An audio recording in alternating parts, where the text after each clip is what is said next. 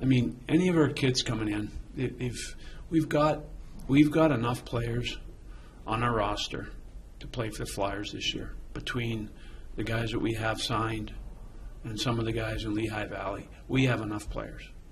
So we're not sitting there going, player X, player Y has to play in the NHL. We're not going to force one of these kids. Now, if one of the kids or two of the kids or three of the kids comes in and they're better than the guys that we have, that's competition.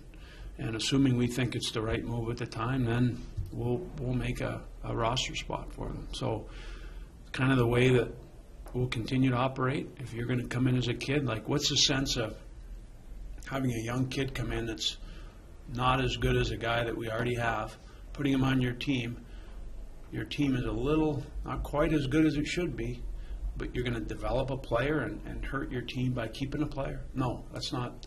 We're not a team like that. We have enough bodies. We have enough good players. We made the playoffs last year, so they have to come in and beat someone up. If a young kid makes us a better team, then, and we don't think we're going to hurt them long term, we're going to keep them. If not, we'll go with what we have. I know you've said before this isn't an evaluation camp. This is a teaching camp.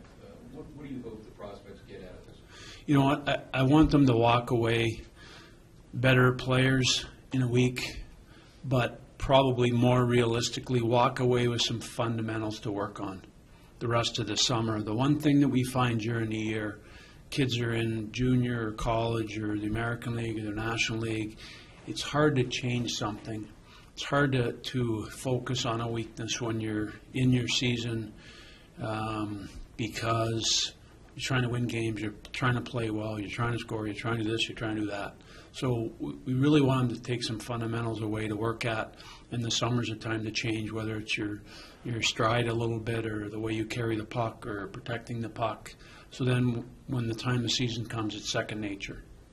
So, you know, having the puck out to the side rather than exposing it out front, just little things like that that they need to do over and over and over to master. So those are the types of things that we want them to walk away from here with. Obviously the nutrition and, you know, our expectation levels as an organization for every individual player, those types of things are huge.